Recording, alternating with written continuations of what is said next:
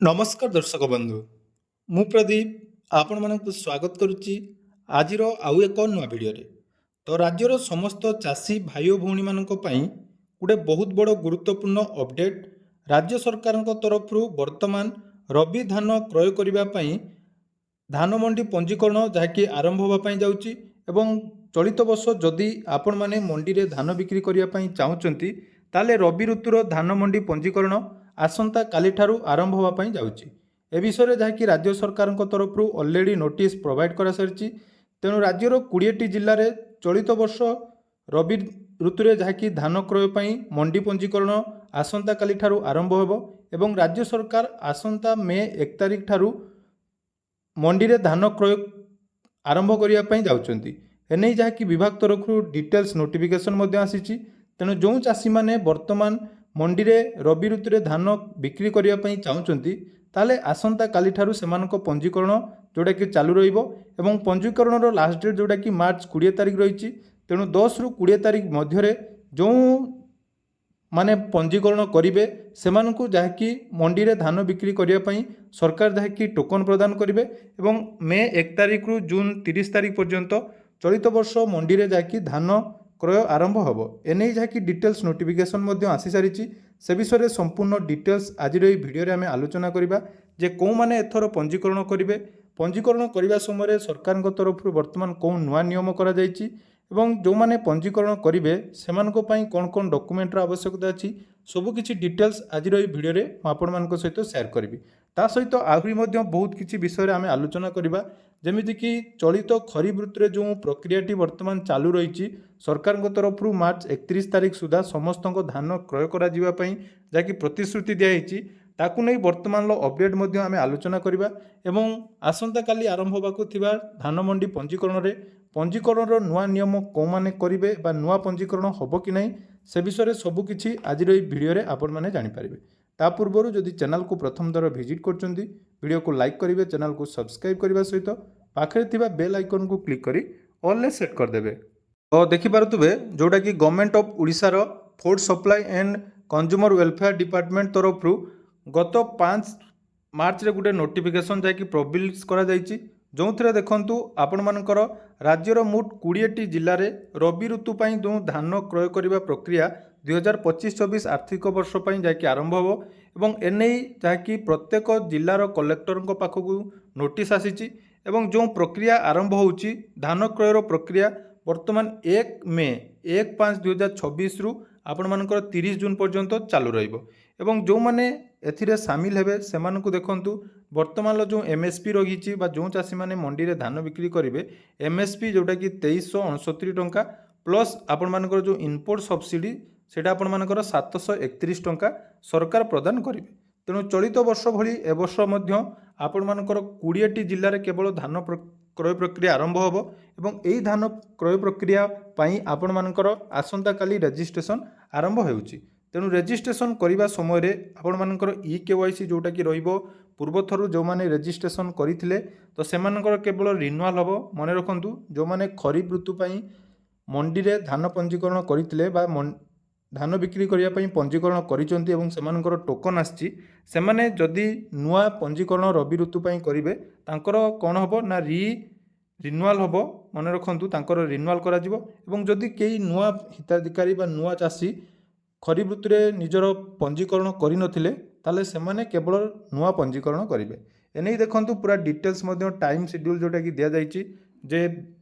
जो देखंतु आपण मानकर समवाय समिति बा जो पैक्स गुड़िक रही सेमाने आसंता काली ठारू अर्थात 10 मार्च रु 20 मार्च मध्य आपण मानको जहाँकि फॉर्म डाउनलोड करेंगे प्रिंट आउट देवे एवं जोटा कि डिस्ट्रीब्यूशन हम अर्थात फॉर्म बंटन हम जो मैंने नुआ रजिस्ट्रेशन करेंगे ता सहित जो मानकर पूर्व रजिस्ट्रेशन रही से रिन्यूअल जहाँकि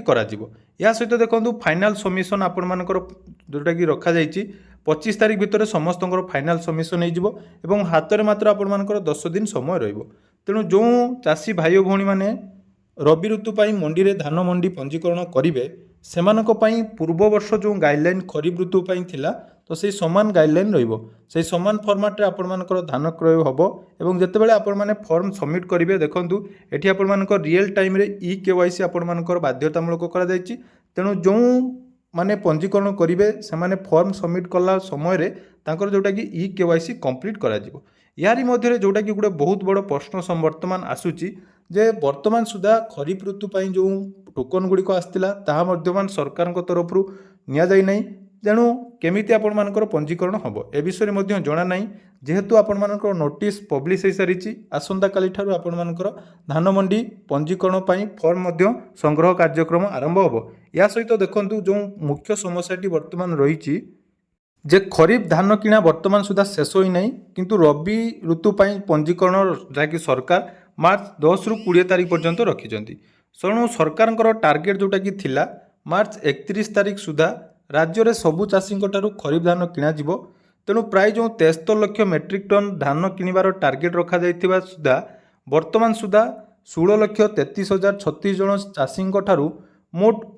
69,199 मेट्रिक टन किणा होईची। या सहित प्राय 3.5 लाख पंजीकृत चाषी धान बिक्री कर बेले सरकार टार्गेट पूरण करने वर्तमान 4 लाख मेट्रिक टन आवश्यकता रही। या सहित आपण मैंने समस्ते जानी जे हजार हजार चाषी जोटा कि टोकन अवधि थिला ताहा लाभ से सारा। तेणु जिला स्तर में मिलन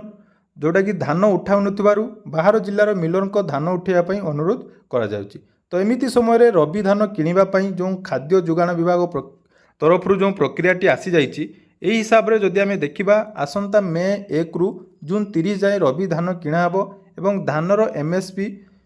2,369 टंका व्यतीत इनपुट सब्सिडी जोटा कि आपको 800 टंका कह जाउतला ता वर्तमान 731 टंकार परिणत होईची। या सहित जो 20टी जिलार आपण मानकर पंजीकरण हबो सेही पंजीकरण को वर्तमान राज्य सरकार तरफ अग्राधिकार दिया जाइची। तेणु यही कथा जितेबाला समाज को आसूची बा आपण माने सुनिला परे निहाती चाषी मनरे गोटे जाकि असंतोष प्रकाश होउची, कारण वर्तमान सुधा आमर 3 लाख रु ऊर्ध्व चाषी धान उठी नहीं, किंतु आमर पंजीकरण आरंभ करा जाइची। तेणु जिला जोगाण अधिकारी को बारंबार नेउरा हेले भी से समाधान करि पारु नथिबारु विभिन्न स्थान में आपण मैंने जानिथिबे स्थिति जाकि उग्र रूप धारण कलानी। तेणु बारंबार मिलन कनारे अभियोग एवं जोटा कि चाषी मानकर प्रतिवाद सरकार आगे रही। तेणु गत वर्ष ठारू जो सबू धान उठीला ताकू वर्तमान जहाँकि गवर्नमेंट नहीं नहीं, तेणु एबे धान कौठू रखिबू से नहीं मिलर्स माने चिंतार अच्छी।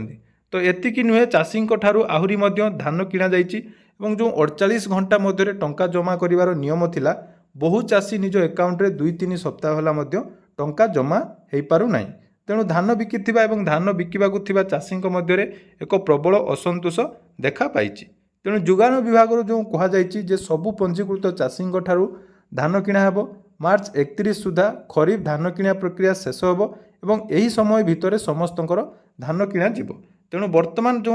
समस्याटी आसीबो जे जो चाषी माने वर्तमान सुधा मंडी रे धान बिक्री करिनांती सेमाने सठिक समय निजर पंजीकरण करिपारिबे कि नहीं एवं पंजीकरण को वर्तमान सरलीकृत करा जिवो कि पूर्वथर जेमिति चाषी माने हैरान होइतिले सेही हैरान केमिति सेमाने न हेबे से प्रति मध्य सरकार यत्नवान होबा निहाती दरकार। तेणु आसंता काली ठारू आपण मानकु फॉर्म बंटन करा जिवो। फॉर्म बंटन कला परे सेही फॉर्म आपण माने केमिति फिलअप करिवे, को माने नुआ फॉर्म देबे, को माने रिन्यूअल करिवे, से विषय में मु आ गुटे डिटेल्स एवं डेडिकेटेड वीडियो आपण मानक सहित काली शेयर करिवे। तेणु जदि वीडियोटी भल लगी चैनल को सब्सक्राइब करेंगे और आगू को ये नुआ नुआ अपडेट पाइबा आम चैनल सहित जोड़ी रहिबे। धन्यवाद।